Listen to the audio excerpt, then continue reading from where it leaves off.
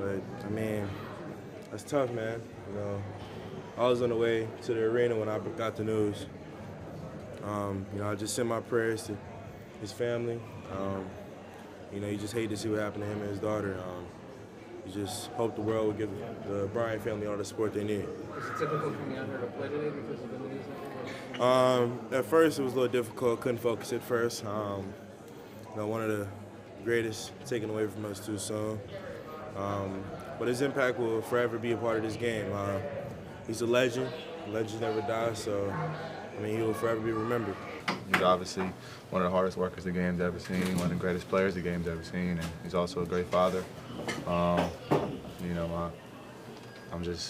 really don't know what to say, man. It was hard for me to play today. I'm just glad we got the win.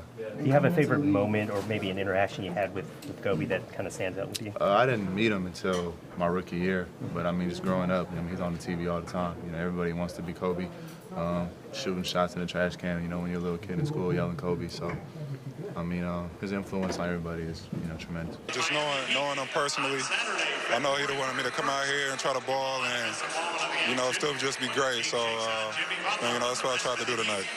Can you describe the mood amongst your teammates? Everybody's sad, you know what I mean? Words can explain his impact he had on this floor. The emotional impact he had on everybody, you know what I mean? We're a team from LA, so we know LA's history with him. And, it's just sad. It seemed like both teams tonight, both the Clippers and the Magic, came out a little out of sorts, probably because of the news today. What was the key in getting you guys to recover and to win this game and end the road trip on a positive? Before the game, we ran out the clock 24 seconds, for Kobe, and then they got to have court violation 8 seconds to do a tribute towards him. So, just things like that would just, keep the game out of whack. And, like I said, you end up getting your adrenaline running, and you just got to play basketball. It's our job. But, it's sad. He's going to be missed. We got it, I think, as I was walking into the arena. So, again, just for me being from LA and growing up watching him and being a Laker fan growing up, and just what he did for the culture of basketball for so many years, and not only that, but for the world, it's a sad day. I guess in my heart, Kobe would want us to beat the Celtics, so that was a good win. But man, just so much prayer to him and his family. Just a defined piece in this situation, I couldn't imagine. My first game back home, my rookie year, I got 6 stitches. Bit on the pump fake, and he elbowed me. That was like my first Kobe experience. You know what I'm saying? So to be able to experience that, how tough he was. There's also another one here where I think he tore his rotator cuff and shot that fadeaway left-handed. I think I told Frank on the bench that I was sitting looking directly at it, and he just turned around with his left hand. It was amazing, man. So he'll be missed. I was shocked,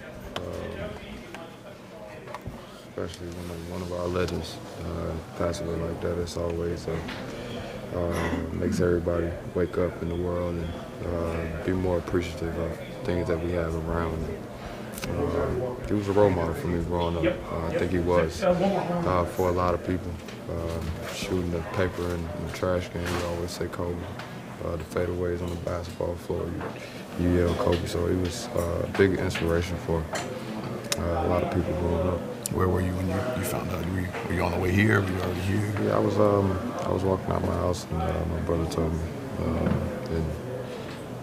You hear stories all around. We didn't want to believe it was true. But, when we got here, we pretty much knew. Say a few things. Obviously today is a really tough day for a lot of people, and basketball is not really that important. On behalf of the league and the Suns and our players, our thoughts and prayers are with Kobe's family, and that's the deal right now. Everything else really doesn't matter, and I'm not going to take any questions. Basketball is not that important right now. I hope you guys respect that and are okay with that. But we just want to be careful with our words. I certainly want to be careful with the things I say. I just, as a statement, just deeply saddened by what's happened. And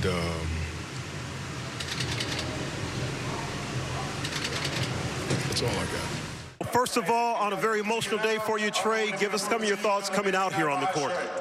Congratulations on the win.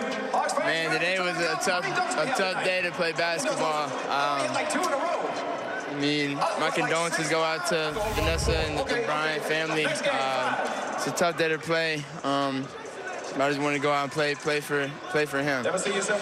For this game ourselves, back on January 10th, we had a tough day up in Washington, D.C., a game you guys thought you should have won. So how much was that on your mind as we go and have a 47-point second quarter? That's the biggest quarter the Hawks have had in 23 years, man. Yeah, no, that's cool. That's all those numbers and stuff is cool. What we did up there wasn't. I mean, we felt like we should have got a win, but man, we didn't play.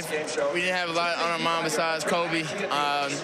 And Gigi and everybody in the accident, we just wanted to go out and play hard, had that Mamba mentality, and go out and play hard. That's all that was on our mind. And obviously, being close to the family, and this is such a tough situation for the entire sports world. It's a global story, but I know for you personally, because you guys had such a great personal relationship. Yeah, we were starting to build a really good relationship. I mean, I talked to him a couple of times. I mean, he's only been to 3 games this year, and 2 of them were ours. His daughter was a big fan of mine, man. This is a crazy day to play basketball. Man, I don't have a lot to say. You know, I've known Kobe since he was 15 years old, and I was 16, playing AAU basketball. And we go through 18 years of competing and talking junk and about to fight each other and congratulating each other and hating each other, enjoying each other in 18 years. And it's tough to pick one. And you know, I don't want to disappoint you when I come up with one, but I mean, one of the ones is, I think, playing against him for the last time, I want to say in Memphis, our last battle. Just remember talking with him during and after, because we didn't have a lot of conversation during the game often, and if it wasn't friendly, even though we played against each other, and that's what I enjoyed, and that's just what it was. But I think just talking to him and just, you know, I remember asking him, was he ready to retire? He's like, he's ready, you know, and I was like, how are you going to handle it? You know, after 20 years of doing something, you know, how do you handle it? He's like, I'll be okay. He's ready, and he said he's gonna figure out. Move forward to when we had a conversation in New Jersey after the game. Kind of revert back to that conversation, and I was like, how is it? He's like, he was the happiest he's been, and you know, getting the opportunity to see his girls grow up, helping his daughter figure out the game and understanding how he understood it. And you can see that in her game at a young age. And the next thing we talked about was, he asked me if I was ready. And it was if I was ready to handle it. And, you know, I was just, you know, I'm back and forth with it all the time. And he's like, you'll enjoy it. It's peaceful. And he said that's when he said he was at his happiest. And he said, we'll connect soon and we'll talk about it. You know what I'm saying? All the people from, you know, where I'm from. And, you know, for him to tell me that, you know, in his book, I'm an all-star and stuff like that. You know what I mean? Like that. I talked about the popularity contest before, and, like, you know, you don't win things like that, you know, when you're me. So for him to say that, like, I didn't need to be selected, you know what I mean, anymore. Like, because I was an all-star, you feel me? Like, it's not just like my family, you know, it was the guy. Yeah, I mean, I didn't know that it was real. To be honest, I definitely had to look it up for myself. I was heartbroken for his family. I mean, being a father, my stomach was hurting. It still is hurting. So I just, there's nothing that you can say to make it better, but certainly, praying for him and his family, and I mean, it's just so tragic. So it's not. It was tough today. It was definitely tough. I've had a relationship with him, and he's been nice enough to, take his time. It took his time out and then showed me things, would text me, the message that he sent me, and so I mean, it was tough. I mean, it's tough. It's tough. Kobe's a guy who's impacted, so many lives and so many basketball players, around the world. And, to hear the news, about him and his daughter today it's tough, for everyone. It's just sad, yeah. I think it's extremely hard. You just realize that what we do is just not very important, really, when you think of the grand scheme of thing in life. And, we had a guy that lost his life along with his daughter that meant the world to everybody, really. Everybody here, he's affected in some way. And, it's just really tough. You would normally be very excited about a win like this. You beat a really good basketball team and a team that beat you by 35 a week and a half ago, and it's just not there, really, guys. To be honest with you, it's just not there. I don't know how you're supposed to handle it. I mean, obviously we're happy we won the game, but the first thing that I thought about when I walked through the doors was him and his wife. Him and his daughter, and then you think about Vanessa and what she must be going through, and it's just a real hard day for everybody, I think. And I've seen guys, and I've seen social media things, and it's affected everybody, not just in this country, but around the world. Man, today was tough, especially me personally. But I mean, we just had to find some way to get some type of energy. It just took the air out of everybody in the locker room. Everybody energy just got down. We were just trying to keep each other up. We keep talking to each other to prepare to come out here and try to get a win. We came out with some energy. We got some early dunks in the beginning, some big-time threes. Got some late in the game when we needed it the most, and came out with a win. It's tough. Kobe was an icon. He was someone that, growing up as a kid, you always mirrored, and you always wanted to be like. I got to compete against him a couple times, and actually get to talk to him. And, just be around. And the aura he gave off was just greatness. It was tough to hear. It was tough to go out there and play. Just praying for his family, praying for the other family that was on there. And, it's tough. Everything. Going out in Lower Marion and watching them games it was nothing like it. Kobe was a different breed. It's only Mike and Kobe. What's in your heart right now? It's just sick. It was just a heartbroken feeling. I had a lot of calls, just people checking in. It was tough, man.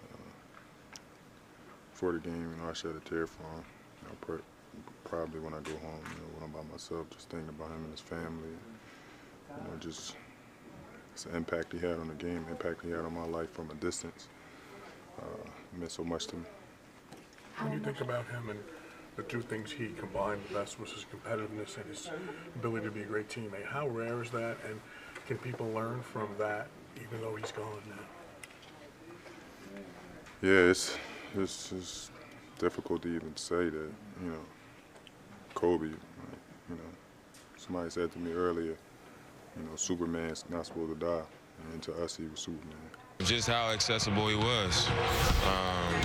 You know, my first All-Star game in 2014, I think it was, I sat next to him pretty much the whole game. I didn't play a lot, and he was hurt, but he was on the team. And on the bench, he just was, you know, just dropping so much knowledge on me and just kind of comforting me. Like, when you get out there, just shoot. You know, be confident. You belong here. You could have been here last year. You know, just his words meant so much to me in that time. And after that game, he was just like, you know, keep in touch. And I was kind of nervous to even reach out to him or anything like that, but I did. And just how he always got back to me. He always had encouraging things to say and honest things to say. You know, we just kind of developed a friendship from there.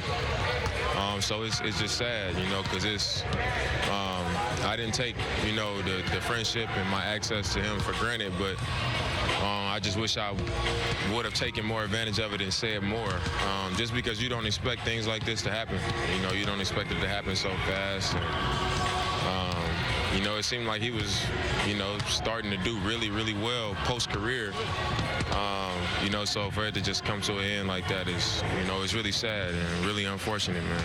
You know, I don't even know how we supposed to play this game tonight. You know, it's just one of those things that make you sick to your stomach. You know, it's disturbing, and it's bigger than just, you know, our heroes and people we looked up to dying. You know, it's deeper than that. You know, so it's painful, and it still seems like it's not real. So I don't even think everybody's, you know, true emotions have kicked in yet. You know, because it doesn't seem real.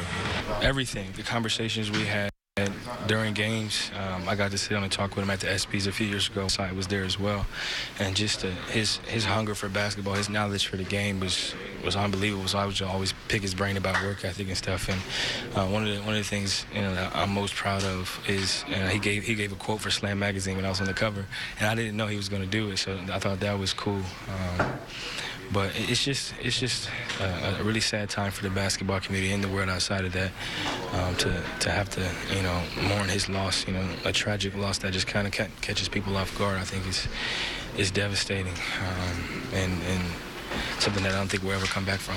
Was it in a way nice to just play basketball, just have some normalcy? Man, it sucks, man, because there's no time to mourn. And I mean, me personally, I'll be all right, but like his people that played with him, like his real close friends, you know, like Trevor played with him, Melo, like they're really good friends. Kyrie, that was like his main mentor.